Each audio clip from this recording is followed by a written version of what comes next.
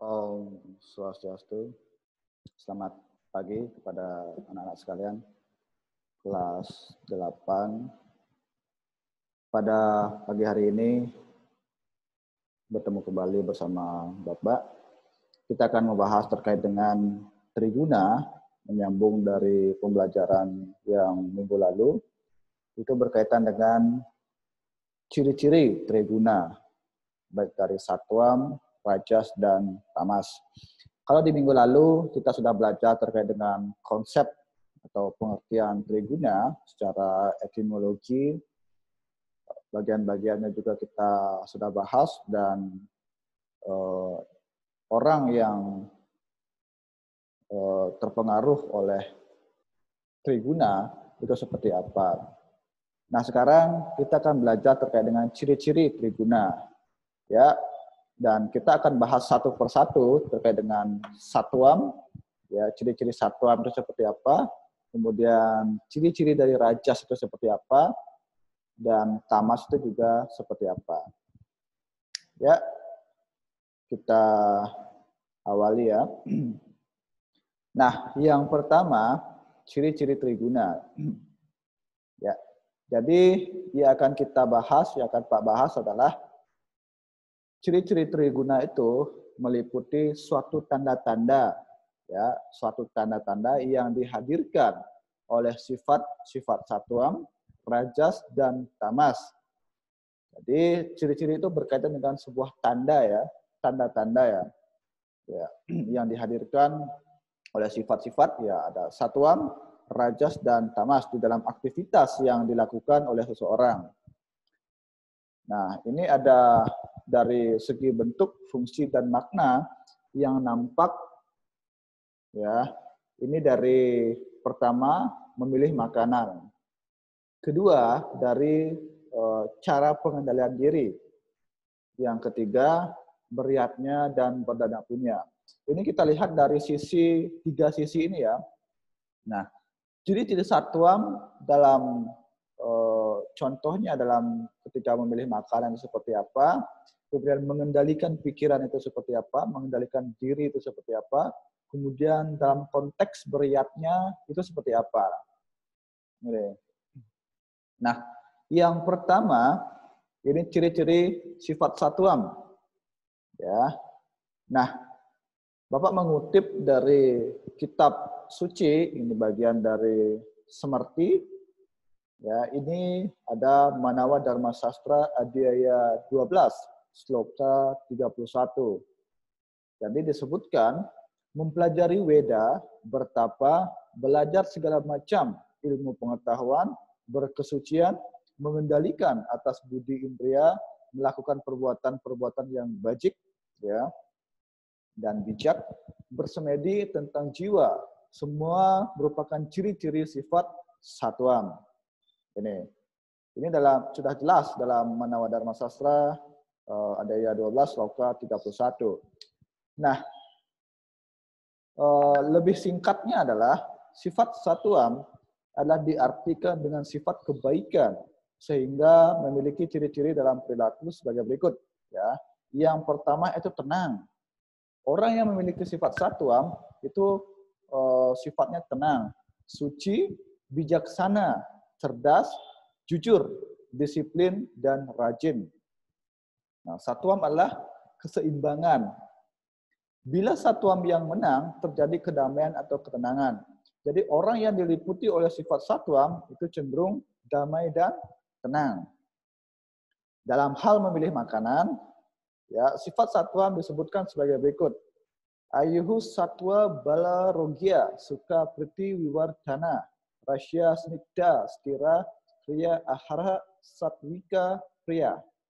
Artinya, makanan yang disukai oleh orang dalam sifat kebaikan, memperpanjang usia hidup, menyucikan kehidupan, dan memberi kekuatan, kesehatan, kebahagiaan, dan kepuasan.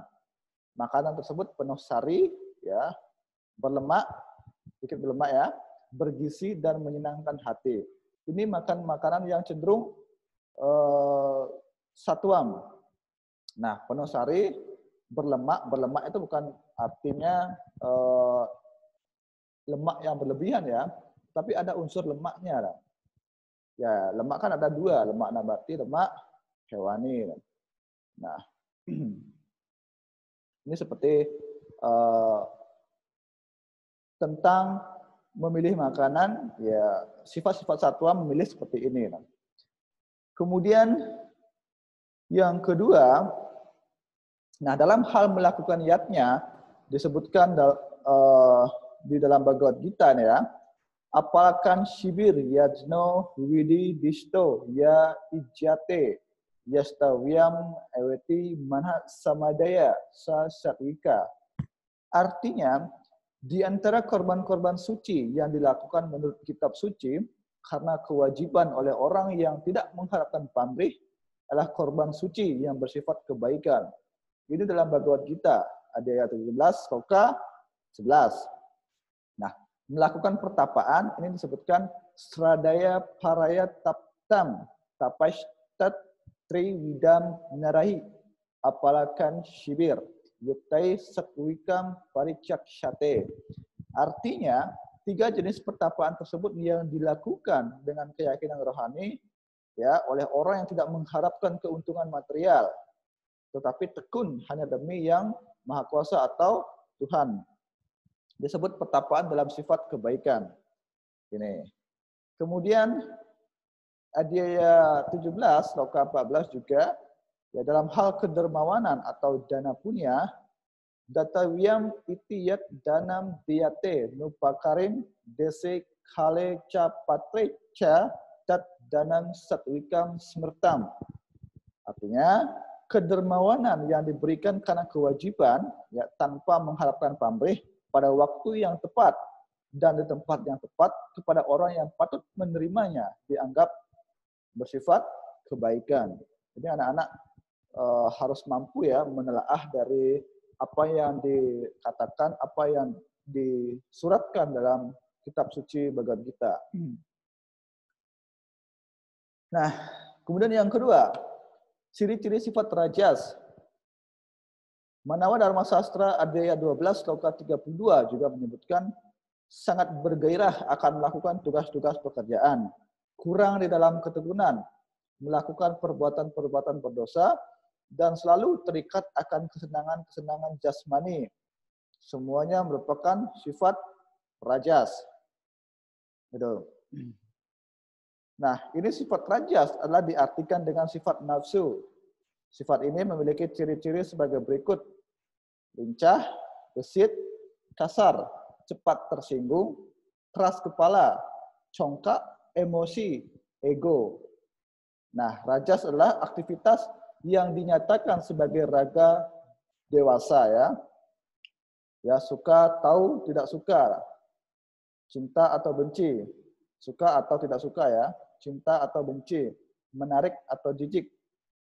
Dalam hal memilih makanan, sifat rajas sebagai berikut. Ya.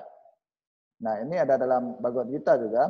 Makanan yang terlalu pahit, terlalu asam, terlalu manis, panas sekali atau menyebabkan badan menjadi panas sekali, terlalu pedas, terlalu kering, dan berisi terlalu banyak bumbu yang keras sekali disukai oleh orang dalam sifat nafsu. Makanan seperti itu menyebabkan duka cita, kesengsaraan, dan penyakit. Ini makanan-makanan yang berkategori rajas atau rajasik ya. Nah, selanjutnya dalam hal melakukan yatnya ya. Nah, orang-orang yang cenderung memiliki sifat rajas ini ketika dalam melakukan yatnya ya, dia mengetahui bahwa korban suci yang dilakukan itu demi keuntungan material. Ya, jadi orientasinya adalah keuntungan atau demi rasa bangga, adalah korban suci yang bersifat nafsu. Ya.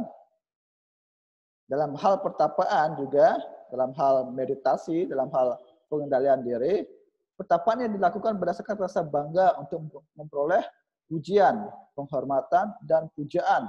Disebut pertapaan dalam sifat nafsu. Nah, dalam hal kedermawanan atau dana punya, ya sifat-sifat rajas juga ya memberikan sumbangan ya dengan mengharapkan pamrih, ada harapannya. Atau dengan keinginan untuk memperoleh hasil atau pahala. atau agar disanjung, agar dipuji. Inilah sifat-sifat rajas. Atau dengan rasa kesal, dikatakan sebagai kedermawanan dalam sifat nafsu. Ini sifat-sifat rajas ya. Nah, selanjutnya ciri-ciri sifat tamas. Ya. Dalam Manawa Dharma Sastra Adhyaya 12 Loka 33 juga menyebutkan loba, ya, pemalsu, kecil hati, kejam, ateis, ya, berusaha yang tidak baik, berkebiasaan hidup atas belas kasih pemberian orang lain, dan tidak berperhatian adalah ciri-ciri sifat tamas. Nah, sifat tamas adalah sifat yang diartikan kebodohan. Ya.